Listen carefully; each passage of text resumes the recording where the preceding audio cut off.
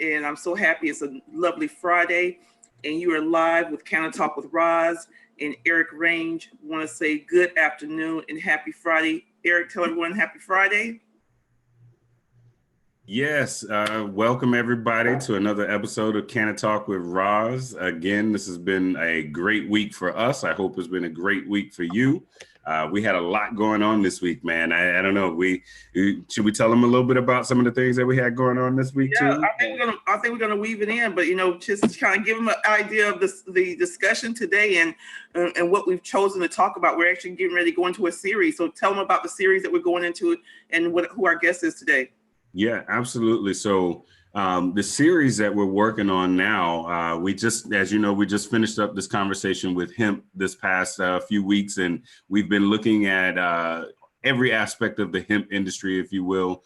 But one of the things that we often talk about is that if we're going to have an industry, that we have to consider all of the different aspects of what make up an industry. So the ecosystem of cannabis, if you will. So for the next few weeks, we're going to be bringing in guests. We're going to be bringing in folks to talk a little bit about, what are the different aspects of this ecosystem with cannabis. We know that folks are cultivating. We know that folks are processing and, dispensing, and we know that ancillary businesses are coming on board and so on.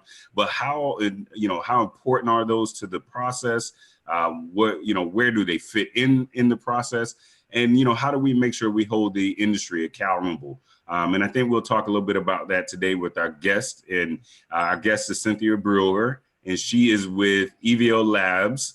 And Evio Labs is here in Florida, and they are certainly making quite the splash here. And I'll let her tell you a little bit more about, the company, but they are a third-party independent laboratory testing company. So when we talk about knowing, it's funny, like when we talk about foods and so on, there's been this huge movement of knowing where your food comes from, knowing what's in your food, how it's grown, locally sourcing and those kind of things. Well, for the cannabis industry, many times when we're moving from the black market to the legal market, we should recognize that we have value adds such as testing. Now we can learn about, okay, what's actually in the cannabis that we're consuming, how was it grown? Are there some harmful things that are not there? So, I will kind of stop and let Cynthia tell you a little bit about Evio and what they're doing and what they're looking to do here in the industry. So before you do that, we got to stop 1 second. I got to share with you guys, and I have to make sure I give a shout out to Trulieve again. This past week, we honored Trulieve as our 2018 Diversity and Inclusion Champion of the Year. And the organization has gone above and beyond in 2018 to make sure that diversity and inclusion is a priority within the organization, their community give back, their corporate social responsibility. So again, hopefully you guys got a chance to hear it, but this is a gentleman who basically within this organization started out in delivery and went from delivery and then he actually went to a assistant manager position, and now he's a store manager for one of their dispensary locations here in Florida. And so he's telling you it's not something that is looked at in regards to, it's something that is an afterthought, is a priority for the organization. So I had to stop and just say, shout out to Trulieve. Thank you so much for everything that you've done and you're doing to make sure that diversity and inclusion is a priority. And we look forward to working with them more in 2019 and just making sure that we have other companies on notice. You got to make a difference. You got to have a give back. You have to make sure that diversity and inclusion is a priority. And Cynthia, with that being said, you can talk about that from your vantage point as well. But let's talk about Evio Labs and tell us a little bit about yourself and about your company that you are in your role as Chief Operating Officer, and we'll go from there. Well, thank you first for having me on. I'm very excited to be a part of this whole series of the ecosystem of cannabis. And in Florida specifically, it's just got so many dynamic parts that, they don't always move well together, but it's good for people and groups like yours to kind of fill in the gaps. Right. Nobody is getting a consistent stream of information to the patients, to the public. And I think this is fantastic that you guys are having and hosting this for everyone to be able to utilize. So thank you for having me. Absolutely. And congratulations to Truly for that amazing accolade. I mean, diversity for us has always been very important, because with the bill, the language, the way it is about pairing your company with a veteran-owned business and a minority-owned business, well, and an or, you know, was swapped out in different, you know, avenues during session. And what's important is we shouldn't have to be, you know, mandated to do that. We should always hold diversity as something significant, not just because it's the right thing to do as business owners and people, but because you are not going to get the same quality employees out of exactly the same type of person. Absolutely. The biggest thing with diversity for us is we have all different people from all walks of life.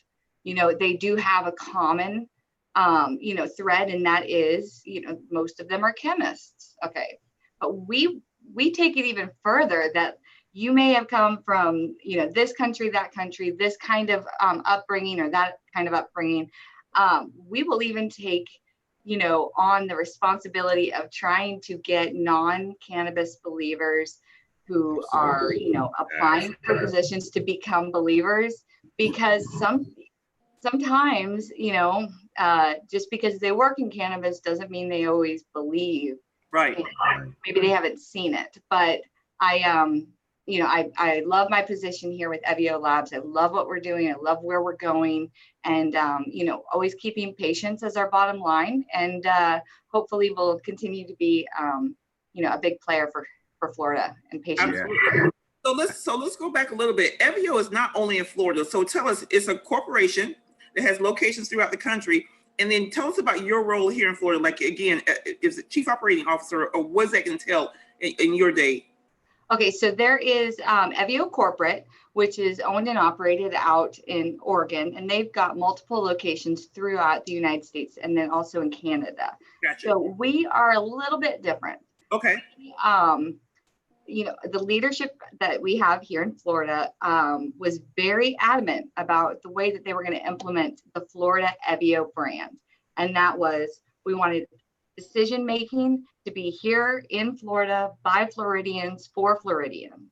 We have, you know, the same name, but we get the control of how and where the business is going to go, how big we want to be. And that's important to us, because before everything else, we are serving our community and our family.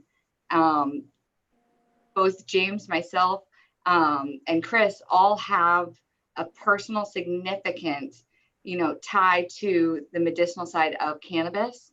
And we like to keep that intact. And we like to not have a bunch of nameless, faceless outside investment. And, you know, we like to keep that personal aspect. And so Evio Florida is owned and operated by Floridians in beautiful Davie, Florida, where our headquarters are. I am in Gainesville now, and I'm the our director of operations and sales. I love the promotion you just gave me, but I don't know if I get that. So, but, okay, we speak it into existence, but no. So as a director of operations and sales, so we talk about Evio, and so it's a independent laboratory testing services. Can you define what that means? Yeah. How do you engage with your clients, I guess, is important. Yeah. Okay. So what most of you guys already know, and I know Eric especially, because I remember Eric was one of the very first people that I met out in Tallahassee, you know, like during session. And I swear, you know, you meet certain people in your career and they just resonate and they stick with you. So Eric's one of those people, but like in the original Senate Bill 8A and the Article 10, Section 29 of the Florida Constitution, you know, it mandated third-party analytical testing must be done on these medicinal cannabis products for patients. So where that assigns the role, the task, the company is us. So we need to go out and we need to make the relationships with these MMTCs. Right. We had, you know, 5 and then 7, and now we have 14. Those 14 licensed MMTCs are who we pursue and want to acquire as clients so that we can test their medicine before it gets to patients. Now, the tricky part of it is rules have not been officially promulgated in the state of Florida for testing, laboratory certification, thresholds, any of that. So right now we are doing best practices and trying to keep the integrity of this program intact by testing whoever needs our services in this state whenever they do. Okay. Can't force them. To that point, let me ask you this.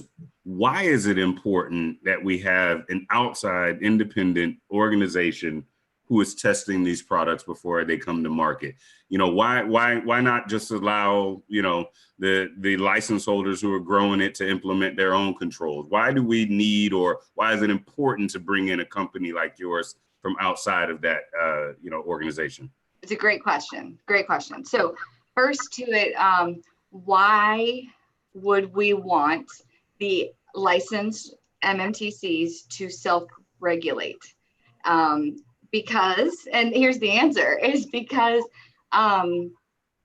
in the integrity piece may not always be there with every company. I'm not saying that's the case for Florida, but when you are assuming people will take the responsible actions to ensure safe medicine for patients, but not verifying that they're doing it, then it's kind of going to go awry. So the importance of having an unbiased, non-engaged, like we are not allowed, nor would we have any monetary involvement with any MMTC whatsoever. Right. We have to be the last line of defense before patients get their medicine. So we need to check it, make sure that what they're putting in their bodies, what they're medicating them, their friends and their family and themselves with, isn't going to make them sicker. Now, being a laboratory, we are not the favorite in the market. It's like you choose to do this line of work and you're not going to make a lot of friends. But that's where we don't need a lot of friends. We just need to keep doing what's right and do right by the patients. The patients are always our bottom line, always. Absolutely. It's a great point, because in California, and Cynthia, I don't know if you heard about this, I know I have, and if you want to weigh in, and Eric as well, there was a situation as that industry started to, again, mature, you had self-dealing going on. You basically had people that would have license, they would be license holders, and basically they would do their own testing, or they would be paying like under the table, or just doing some crazy kind of undercover stuff in regards to testing, because they want to have the highest, they want their results to come out and be as sparkling clean as possible. And instead of saying, hey, my results came out askewed, let's figure out why that is and let's fix the problem. Did you weigh in on that? The biggest one lately would be the Sequoia Labs. So okay. I'm going to use it. I know Eric knows. I'm going to use this as a great example of why we are necessary in a market like Florida. So Sequoia Labs obviously recently was brought up because they had falsified results. Okay. Now, if you get into the nuts of the bolts of the story, you see, the equipment goes down, they can't do the test. So instead of losing the client by not doing the test, we'll just put some results. Well, we are checked. Okay, so while we're checking the MMTCs for safety, we are being checked as well. And if you cannot show traceability of the results you provide the public and these companies, then you are, responsible. So we take on the responsibility of making sure that what we give you, what the analysis that we provide you is not only accurate, but that we have checked, we have been endorsed by outside third parties, and that we are continually addressing, all of the equipment's needs and the needs of our clients while keeping the integrity of the results always accurate. Yeah, absolutely. And for startups who are coming into the industry, how can they or let's say, for instance, we're in a market outside of Florida, not Florida's market. Nobody we got yeah. we have a situation here, but this, paint a hypothetical. I'm in another state, I'm growing, and I need a third-party testing lab. How do I avoid running into the Sequoia labs of the place? How do I know that the lab that I'm working with is, has the right measures in place, has the, has the capability, the machinery, works, those, how do I know that from, a small, because we have a lot of people who watch the show who are, they're just new to the industry. Mm-hmm. For some of them, testing might not have even come into, their thought process at this point, but once they realize that they're required to do so, or, they feel like they want to go above and beyond, how do they navigate that? How do they find a good partner?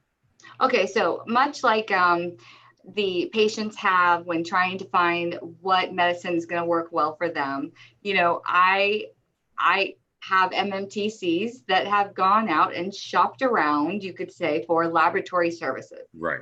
And, until you're told what you need to look for, the best thing is, if you're going to look for a lab, you want to make sure that the laboratory that you are going to use that will be providing these COAs that let you release the products has a third party audit them for compliance. So in some states that's NELAC or ILAC or ORLAP or ISO or whatever. Here in Florida, we have our 17025 ISO accreditation. And as of last week, I just finished our AOAC certification audit, our ISO 17025 2017 edition, our scope expansion to include our new analysis, our new testing analytes, and our new location here in Gainesville. So we have somebody come in that is a third party and they check everything. And we have to pass and say, pretty much we have to demonstrate our capability of testing. If we say we can do something, we better prove it accurately every time, no nonsense. And then we are awarded the ISO accreditation, which is, in my mind, the only way that a lab should have the ability to test medicine for these patients in Florida or any market, is having that ISO accreditation for analytical testing laboratories. Mm-hmm. Because that is the checks and balances that saves a lot of trouble. So Cynthia, I have a slide up right now, and so I want to talk about testing and what it includes and what it doesn't include. Hold on, Roz, really quick, Roz. She mentioned an acronym that I want her to break out for people who were listening who may have caught that and didn't know what she was talking about. Oh yeah, the COA. Yeah, if I have never heard the term, I'm sorry. What is a COA and why do I need it? Well, I did have some visual aids, but I'm going to explain that. So a COA is the document that we provide our MMTCs that we will also end up providing the DOH because it will be mandatory for the DOH to get the results from the analysis that we run on the finished product. So COA is Certificate of Analysis. Okay, and DOH is Department of Health. Department of Health. Right. So the Department of Health needs to finish the rules, but they put out some proposed regs, and in there, the regulations state that we would have to hold an ISO accreditation, hold an AOAC, certification, and then also, submit samples to them via, a COA. Certificates of analysis are the proof of the test being done and the results that came from it. So it is my lab showing what we came up with, the limits of quantification, what we are allowed to quantify on there, the limits of detection, what we can actually see with the instrumentation, and we can see a lot. That doesn't always mean good stuff. People don't always want to see everything. We think it's cool to have sensitive equipment, but sometimes it makes us not so, favorable. But and then also the action levels. The AL. So the action levels need to be assigned by the DOH. What threshold, once met, is hazardous for patients? So right now we use action levels that are pretty strict. We use, an industry average, what we think is, more towards the stricter side of the industry. And we test against those action levels. Now, when the state assigns action levels for Florida, they could be stricter than what we're doing now. They could be more lenient, but all of our clients are prepared for either scenario. Right.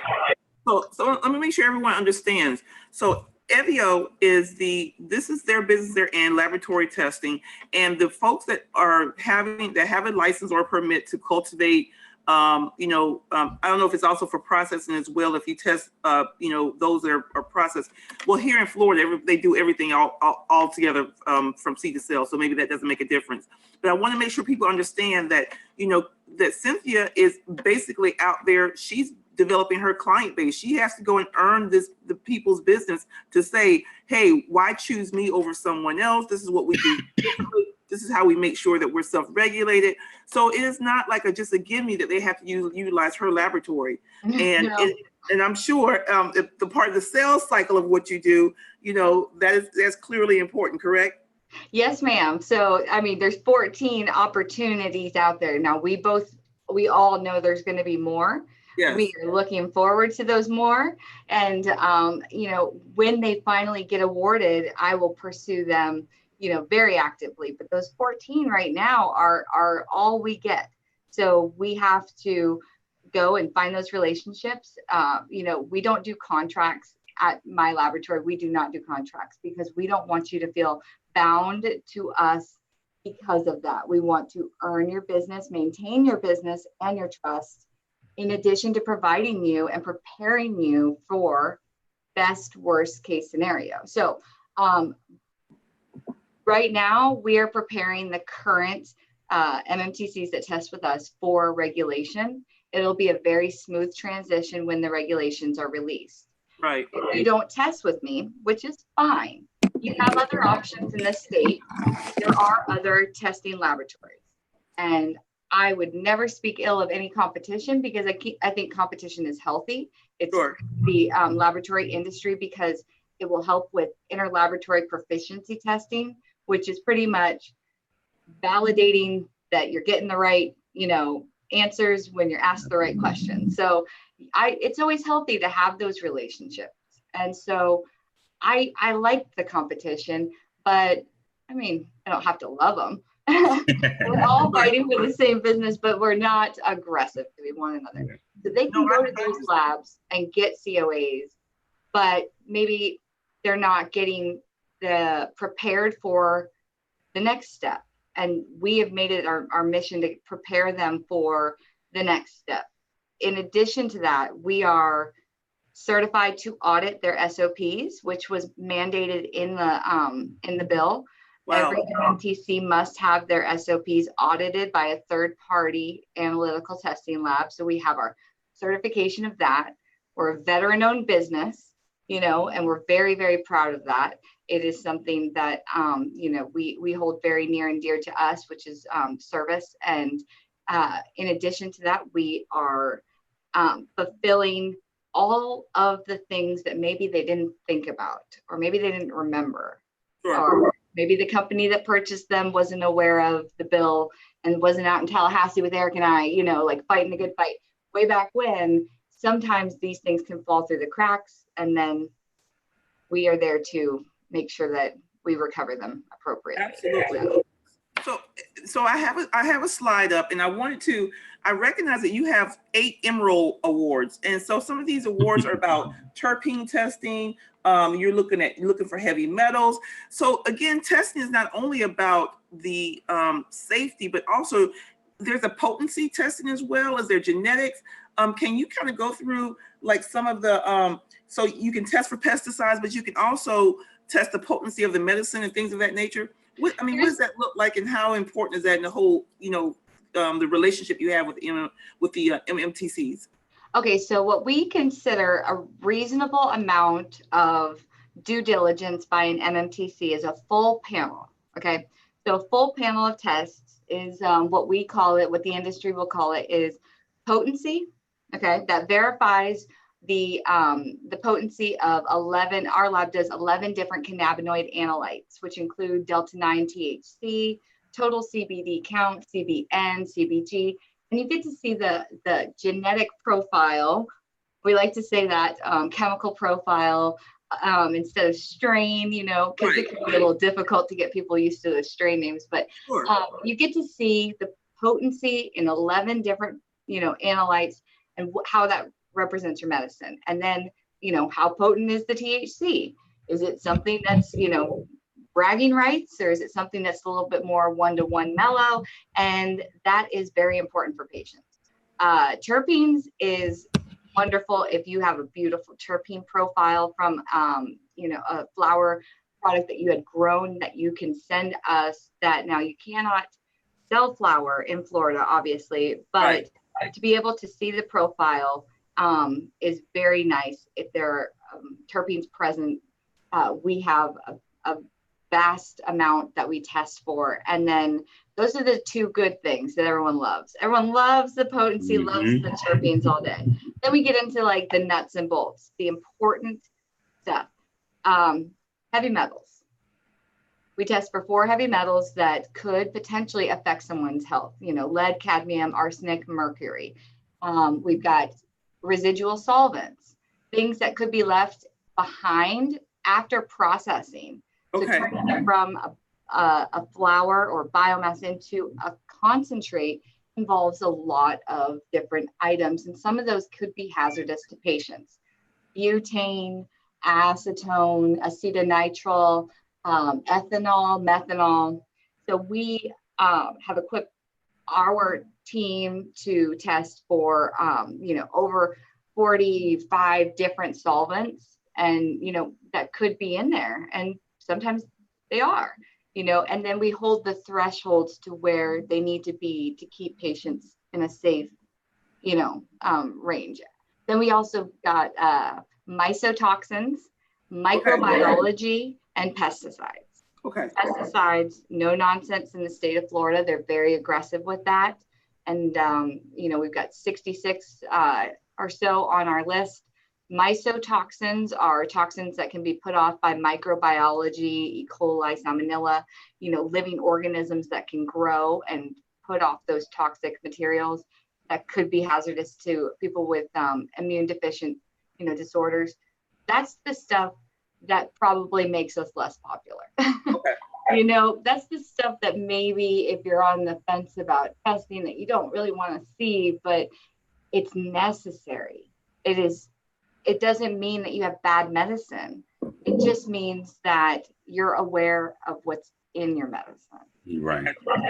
And it informs your SOPs, your standard operating procedures as well. If you get this independent testing and it's showing that you have, you know, an issue when it comes to, you know, mold or whatnot, now you understand what you need to mitigate in that process. And so I think that's the other important part of testing, is it helps to inform, you know, the actual, you know, process of growing, the process of, you know, making the medicines, you know, again, getting those distillates, those isolates, those concentrates and so on. You know, the testing part of it is not just to regulate the bad actors. We certainly want that. But, you know, if you're serious about being in this industry and you're serious about helping patients, you should want to understand what's, you know, in your product and how you can make sure that you're not causing more harm when you're saying that you're looking at to help patients. We also do something that is not, you know, not traditional for laboratories, but it's, you know, something that we like to do is, I hate giving my clients unfavorable news. Okay. It's not something that we get any kind of sick, you know, pleasure out of, but it's our responsibility.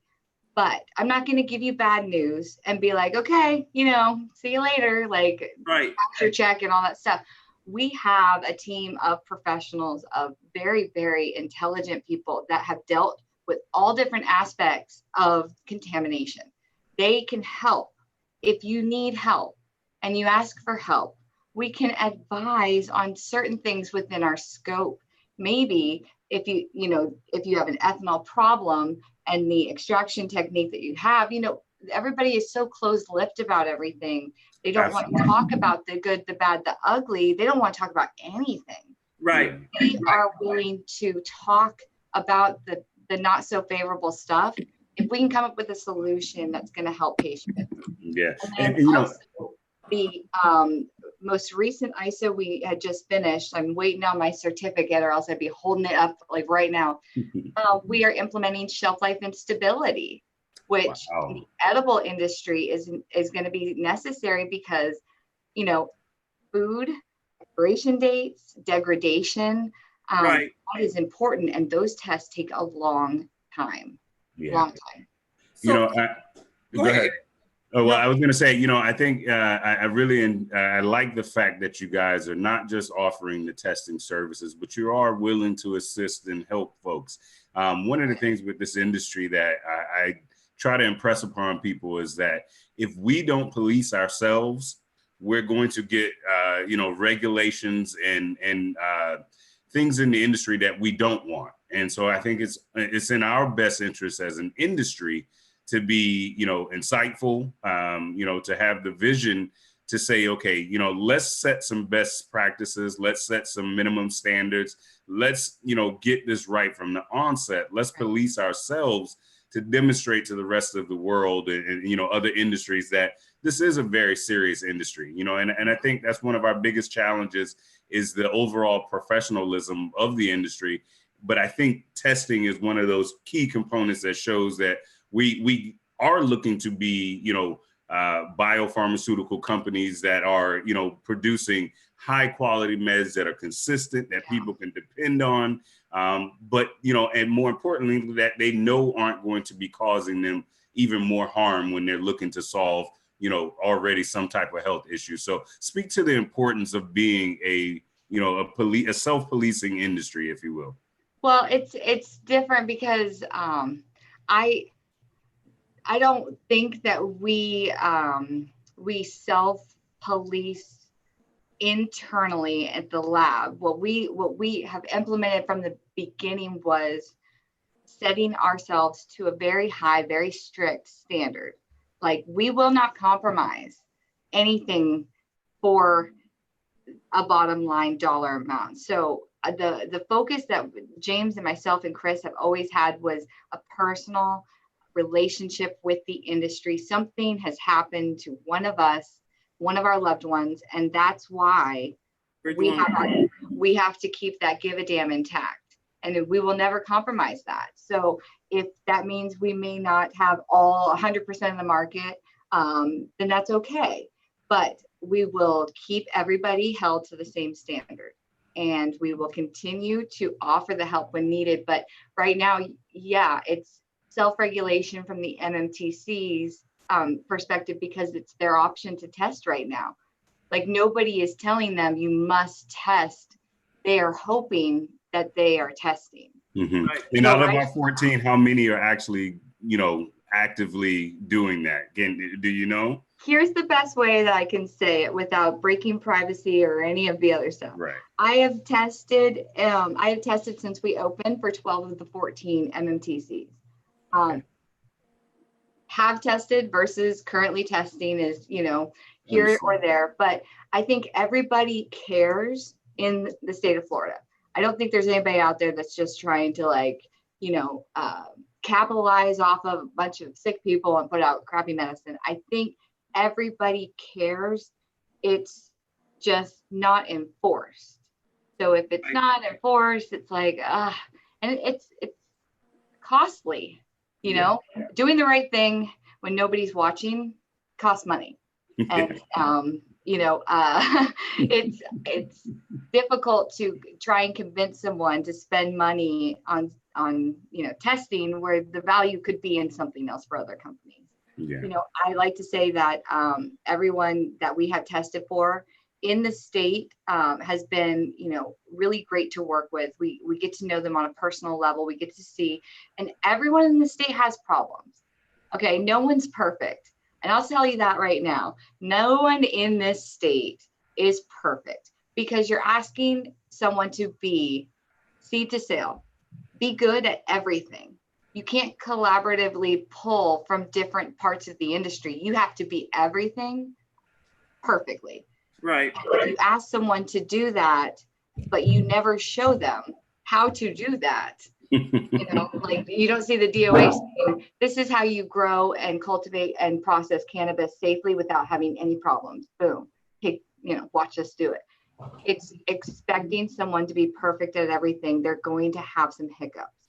Absolutely. But how you recover is the character and the integrity behind your brand.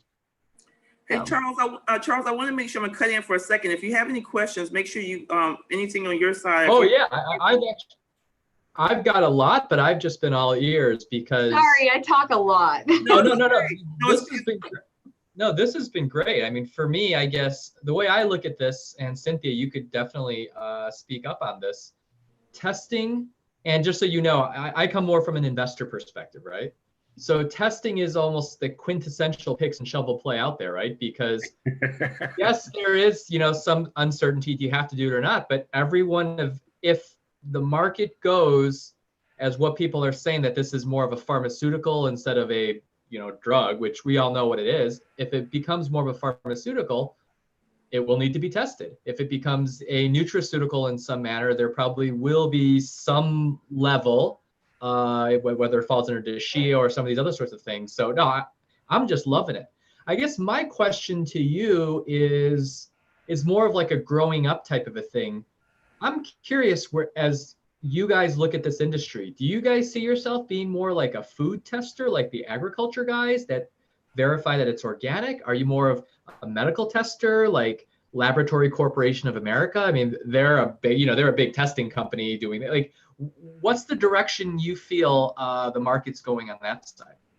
Well, our lab, I would say we could kind of sympathize more with the environmental testing laboratory space, but we kind of also dabble in, you know, medical and food. We pull from different industries that are very similar to ours from a testing perspective, because we're testing for things in a variety of ways that could be potentially hazardous to patients. So like this market, cannabis is too new for anyone to be an expert. I mean, people will claim I'm an expert at cannabis, you know, but I mean, actually knowing, you know, what level of mercury will cause harm in a terminal cancer patient, that data is not out there. You know, like there are people that can help to get an idea of what best practices would be, what thresholds would be safe, but they're pulling not just from food and, you know, pharmaceutical, but they're pulling from environmental, you know, like water testing places. And sometimes we see that we are holding cannabis higher than other industries.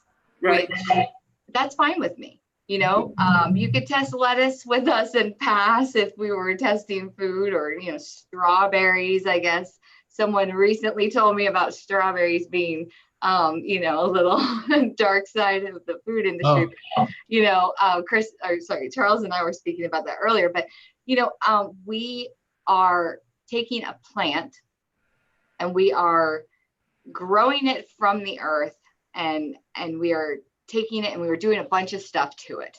Okay. So where that's not always the best thing, to change the plant from, you know, the way it grew out of the earth, we may have to pull different professionals and opinions in to get, well, you know, we did all these different things during processing to it. Is it still safe? Right. That might be opinion from somebody in a different aspect of testing. But like I said before, with the ISO accreditation being so important, our accreditation, the 17025, is specific for analytical testing, but our accreditation agency has implemented a cannabis specific like program. Okay. So you can choose to pay and get the harder audit conducted on your company, and it's a nightmare. I'm not gonna lie. I love my ISO. I'm very proud of it. I've done 2 accreditations in the past year for Evio, and every year I'm like, I don't want to do this again. But you have to do it every year, and you have to do it every time you change. And let me ask you a question.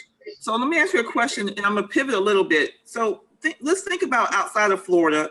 Let's think about the fact if you have, let's say someone's going after and wants to submit an application to be a cultivator. How would you recommend folks being able to, in their applications, have a general knowledge about the laboratory testing piece in there, even if there's no set regulations? What should they be doing, and where should they be going for research to understand how they want to integrate that into their business plan? Because I think it's critical, and I think you'd be proactive versus reactive. And what's happening is we have a lot of people that view us, and they're going after licenses and in these different states, and they're not understanding the importance of understanding the laboratory testing part of it all, and knowing I call it knowing your medicine. If you could speak on that, that'd be great. Okay, so in other markets, it's a little difficult. So like in a vertical market, like we talked about, you have to be everything. You have to know everything also. Right.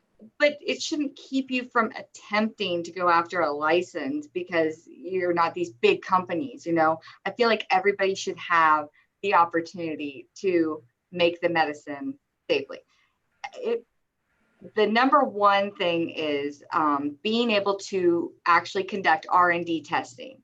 So I'm not sure if the Department of Health is going to allow research and development testing, which means at the cultivation side of cannabis growth, you may want to pluck samples from that point of the life and test it to see where the potency's at. Test it to see if it's been contaminated with anything. If there's pesticides present, if there's metals present, if somebody messed up somewhere. Being able to test it at different stages of the life cycle is very important to producing a good final product. So R&D, research and development testing, is necessary before final product testing. Okay, I think so.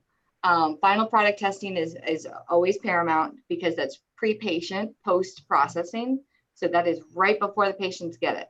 If it's in there, it's gonna be in there. So, we'll find it, and then you just take it and you take it off the shelf.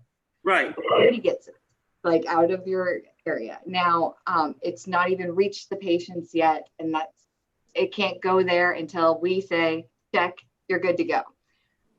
But what if the problem happened during cultivation and you don't have the ability? Like, I don't know if the DOH here in Florida is going to allow it. We have advocated and given our opinion to allow research and development testing at any stage without having to submit results to the DOH, because let them have a chance to do the right thing. Right. Before you punish them and make them, like eliminate their crop, let these people have a chance to find the problem, mitigate the risk, address the problem, and move on to safe medicine. So I think cultivation as a license separately should always introduce laboratory testing into their business model, because that's where you get to kind of tweak your process, but also mitigate your risk while you're growing. Absolutely. If there's people out here that want to, from outside, like your SOP kind of, that's really interesting, where you help kind of audit SOPs. Is that something that you knew you were going to go after, or it was something that just from a business standpoint? And SOPs, for everyone that's listening, is standard operating procedures. So for every aspect of the ecosystem of your business, if you're from a vertical standpoint, if you do everything from seed to sale, you have several SOPs because you're doing cultivation. I mean, how many would you have for a vertical model, like give or take? Well, we do it in sections. So like when the law had come out, and Governor Scott had signed it back, July 2017, and it had said that every MMTC must have a third-party laboratory to audit their internal SOPs. Okay, so we can't just say, okay, we're a third-party lab, we'll go ahead and take a look at your SOPs and give them a look. You know, we have to have some sort of authority or endorsement to do that. Well, what's amazing about the leadership that I've got at Evio is, you know, we already held our CISA certification to be able to conduct auditing. Okay. So that was awesome. But in addition to that, you know, we went out and paid and got the proper quality auditing certificate to be able to conduct that. Now, the state doesn't say you have to have this certificate or that certificate. They just say you have to do it. We chose to go out and get the proper training and endorsement from a third party so that our clients know that we're not just coming in there and looking at 100 SOPs for cultivating, 50 SOPs for processing, 30 SOPs for dispensing. You know, we actually know what we're looking at. We break it up into sections, just like when you're awarded a license, you're going to get endorsement from DOH in sections of dispensing, cultivation, and processing. We break it up like that so that, let's say you may have a kind of shoddy processing, you know, group of SOPs, that we will be able to address that, you know, immediately and kind of say, hey, you know, you're kind of lacking here and there. You have some non-conforming work. Like, you say you're supposed to be doing something, but I'm watching you not do it. Like, clean up your act. Like, there's going to be checks and balances done. So if we do it in sections, then we can help, and we can, you know, help do training, and we can do, you know, consulting, but also just provide that ear and the advice and just listen to where they may have problems. That's the biggest thing. They might have problems and just need help. They need help. Absolutely. Let me ask you from the patient side of things. You know, I know you guys do. Obviously, you're in business to serve the, you know, the MMTCs, the license holders. You know, those are your clients. But what the work you're doing is to protect patients. And so, with that in mind, you know, is there any plans for there to be at some point in the future some sort of repository of information about, you know, some of these things? Are there any white papers on, you know, testing? How, if I am a patient, am I able to understand, okay, you know, if there was a bad actor, you know, and so on, how do I know that that actor has then taken the necessary steps to clean up their act, to, you know, change their SOPs, to, you know, put in different practices? I guess just speak, you know, to this entire issue of testing from the patient standpoint, and what patients can do, what tools and resources are available. You know, if they don't exist, are there plans for them to be there available for folks? Well, I mean, like, this marketplace pretty much is reacting to things happening. So the only reason you would find out that a grower in any market is, you know, bad is when they do something and they get caught. Okay, because a testing lab caught something and then they get in trouble and they have to pull their log. It should never be like that. It should never be something happened and then we did something else. It should be proactive, like you said, Roz, but in a vertical market, it's very different, because it kind of seems like in a vertical market, if you're seed to sale and I give you unfavorable results, and you are a person that is continuously getting unfavorable results, that you could be plucked off of this marketplace in an instant, right? Mm-hmm. Right. Seed to sale, you comply or you don't. And if you don't, then you never get to play and you're gone. Okay. Right. So that's cutthroat. That is a very strong competition. Your dog's killing me right now. I just love it. But I mean, it's a very cutthroat business. So like, what would you be willing to do as a company to make sure that you aren't plucked from this industry? Yeah. Patients can avoid having to be concerned with that by asking, because they hold the key. They are the gold that is, you know, pretty much lining the pockets of anyone else. And I'm not just saying MMTCs, I'm saying anybody in the industry. Without patients, we don't have a program.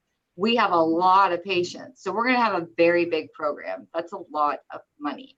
So if you piss off the public, you don't make the money. So it's teaching. Which is happening already in our state. I mean, thank you, Eric. Yes. I pay attention to Facebook and listen, there are, and again, I guess part of my question is because of that, you know, you see things, Florida is a very competitive market. And I'll tell you, even our patients, once they get dialed in with a particular dispensary, they will go to bat for that dispensary, even to the point of sometimes putting out misinformation, you know, about other products from other dispensaries and so on. So I guess my question, you know, is about, you know, how, if I'm a patient and I see something like this on Facebook, how do I know whether it's true or not?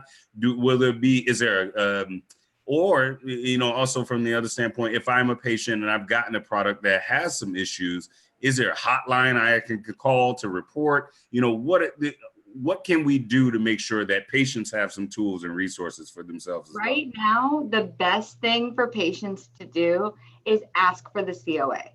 Because if the DOH has not finished implementing the rules regarding labs and how we submit that info to the public, you can't get it from them. Or do we submit the info to the public? Because it should be, you know, we get an unfavorable result, we send it to DOH, we pluck it, and the public should never be in contact with it, right? So they would maybe never even know that a product was pulled from a company. So how they handle that is going to be very important for patients as from an information standpoint. White papers, no. I mean, nobody wants to give up anything. I would love it to say that there's a plethora of information that this wonderful, like, you know, wonderful shared collaborative information of all these different professionals. No, nobody talks about anything. So the best thing is be proactive with your medicine. Ask for the COA. Ask the proof that this company that you're about to give your money and your health, the responsibility of keeping you well, do your checks and balances, you know, make sure that they tested it. Right. I mean, there's other labs out there in Florida. We aren't the only one. There are other labs that produce COAs for the patient. Ask for it, demand it, make it mandatory before you give them your business. Are you going to get in the hemp? Are you going to get in the hemp space? Are you guys thinking about it? I don't know if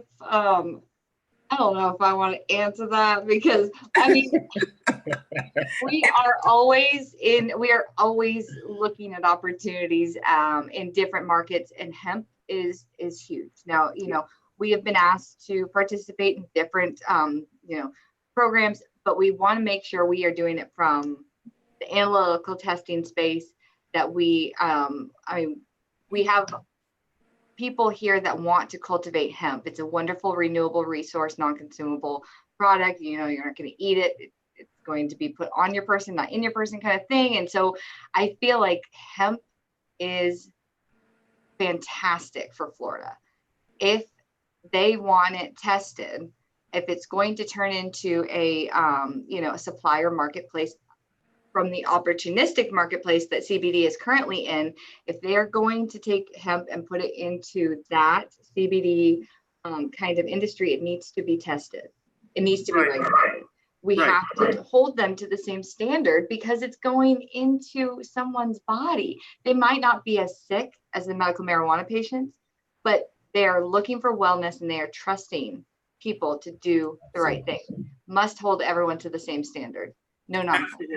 Absolutely. Well, we're almost at the 2 o'clock hour. I don't know, just one, Cynthia, you are a breadth and a wealth of great information. You know your business.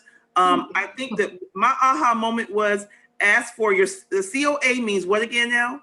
Certificate of Analysis. Certificate of Analysis. So go ahead, I'm sorry.